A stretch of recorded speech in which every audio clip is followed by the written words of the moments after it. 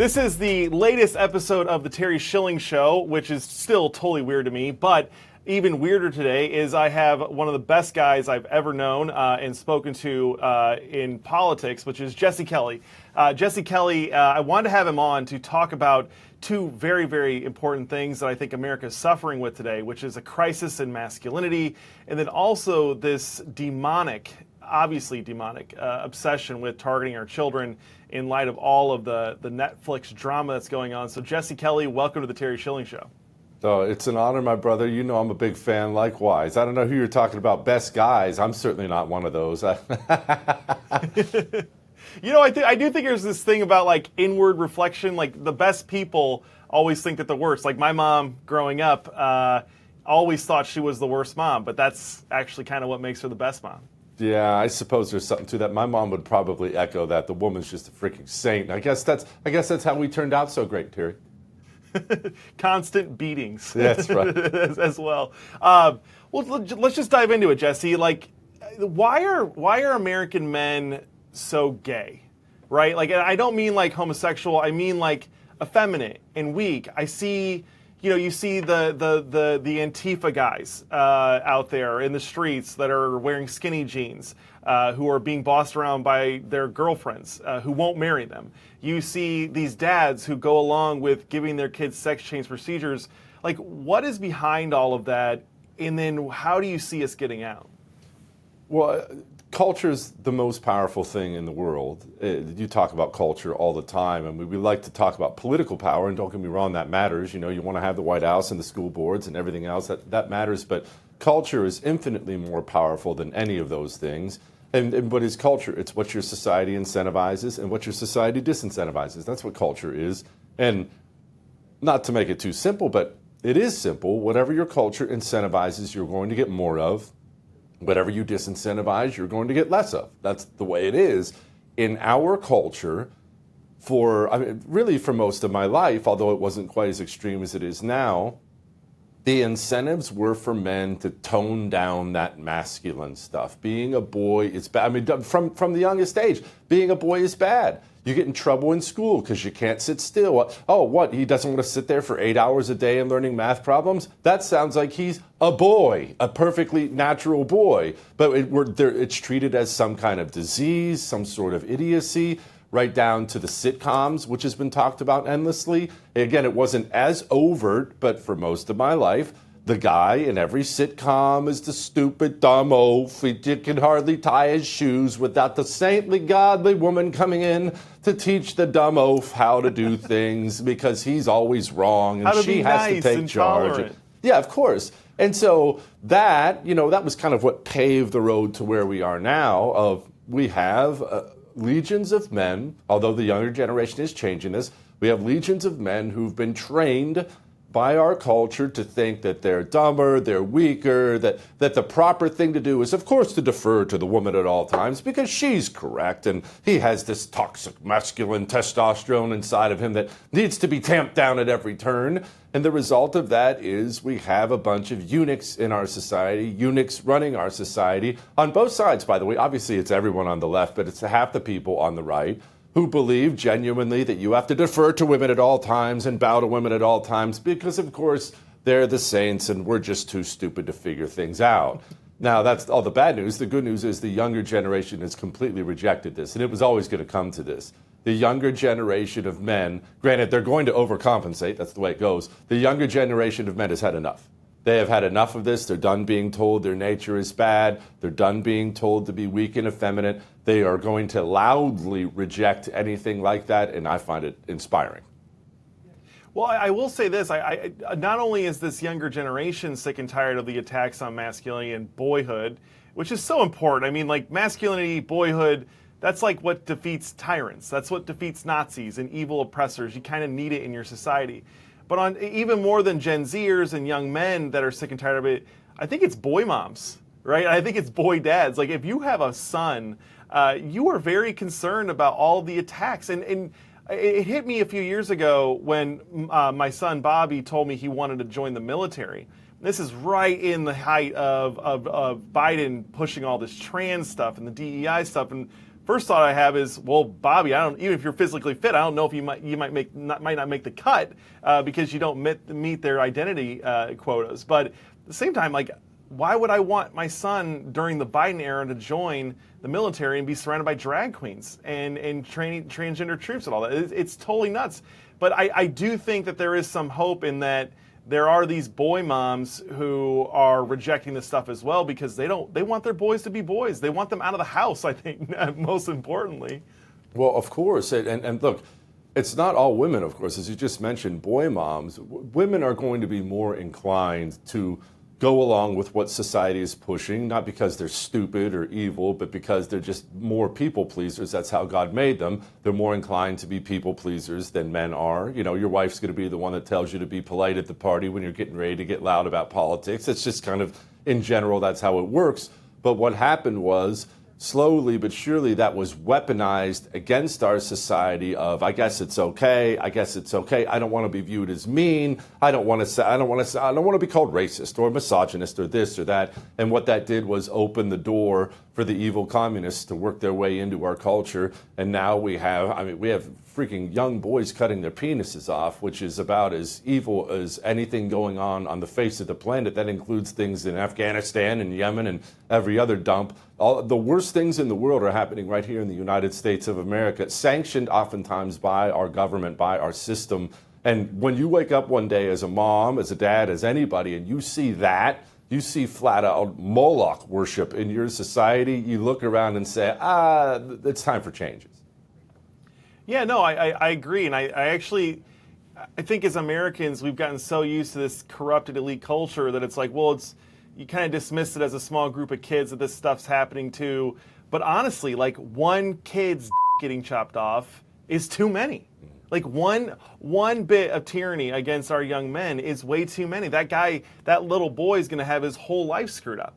But I want to get to something else because you blew my mind last year, or maybe it was the year before. I'm always seeing your clips. But you went on this amazing rant. And one thing I think is very clear about you is that you're very direct. And you call everything out, and you're very comfortable calling out the Marxists who have been targeting this country through every way they can. But we were talking about a year ago about the children and what's up with the left and all these demons targeting our children. And your point was, no, the children are the entire point. They didn't care about the adults. They were going after the children. I was just hoping you could unpack that more because it's such an important point. Like, it's shocking to normal people, and I think that's really what the problem is here, is we have so many normal people that just think that there couldn't possibly be people that are as evil and wicked as what we're dealing with. But why is it the children, Jesse? Why do they target the children with all this sexual trans stuff like they're doing on Netflix? Well, why does Jesus gather the children around him at one point in time and issue a stern warning that you should be wary if you try to come for my children? Be wary of it. Why did he issue that warning? Because he knew they would. Now, who's they? Demons, the devil. There is evil. The devil is real. Jesus is real. And demons and the devil don't go after the idiots. They don't go after the worst. They go after the best, the most innocent. They're trying to destroy the most innocent on purpose because they're the most innocent. And good people have such a difficult time understanding, speaking of this Netflix stuff or what happens in schools, good people have such a hard time understanding how these demonic communists look at things like a school or writing a show on Netflix. If I gave you the opportunity, Terry, to write, produce, and direct a show for Netflix, whether it be kids or adults, you would sit down and try to come up with the most entertaining, best thing you could that could hopefully get, make some money and be wildly good. That's what you would. The communist doesn't think like that at all. He doesn't think in those terms at all. Wherever he is, whether he's making a show for Netflix or teaching your third grader or president of the United States or an FBI agent, wherever he is, the only thing he thinks about is the revolution and what he can do with the power he has on behalf of the revolution. And the communist revolution needs broken children. It needs them broken away from their parents. It needs them spiritually broken, physically broken, because a solid child in a solid home with solid values will grow up to reproduce that And that is the enemy of all the communist holds dear, but a physically, mentally soulless child that has been shattered completely will be a loyal communist recruit before he kills someone else and then himself at the age of 20 years old. That is a fact. That is why they do it. It is not an accident that your child's second grade teacher has a bunch of pits in her face and a Black Lives Matter flag hanging in her kindergarten, in her classroom. She didn't choose that profession. And she's also a communist on the side. She chose that profession because she's a child predator trying to shatter your children. I think that's right. And I also think that a lot of it is, you look at these shows on Netflix that make our dads look to be total morons. I grew up, I didn't know any dumb fathers, right? Like, I kind of had this fear of my friends' dads. Like, they could probably kick my ass, number one, and they were way smarter than me, and they had the money, Like, I don't know a single dumb father growing up, but that's all you get out of Hollywood. And so it's almost like Hollywood created this magnet for broken people to then go and spread their brokenness amongst everyone and make it act like this is the normalcy. It's normal to have a stupid father, when in fact, it's a rare exception to have a dumb father. I'm sure you had the same experience. Oh yeah, I most definitely did. There was no question who ran my household, and there was no question that you were going to show my father respect or you were going to pay a very dear penalty for it. And God rest his soul, I lost him just about a year ago, here in about a week and a half, it'll be a year ago. And I miss him to death, but I thank him endlessly for the lessons he taught me about life, because sadly he was right about all of it, even then at the times I argued with him, he always turned out to be right. Jesse, I'll tell you, welcome to the Dead Dads Club. I entered that about 4 years ago, and my only advice, since you're a little bit fresher to the wound, is just dig into it, man. All the pain, the more it hurts for a reason, It hurts because they meant something, they were there. But yeah, man, like, I think about my dad every single day. I pray to him, well, not pray to him, but I talk to him while I'm at church, and I pray for him. But, these dads, like, they sacrifice everything. And I will just say this, just to get your reaction, is there's something Luciferian and demonic about taking these good things and just slightly inverting it, right? You were talking earlier about deferring to women. Well, men are supposed to die for their wives. They're supposed to die for their daughters. Like, they're supposed to sacrifice.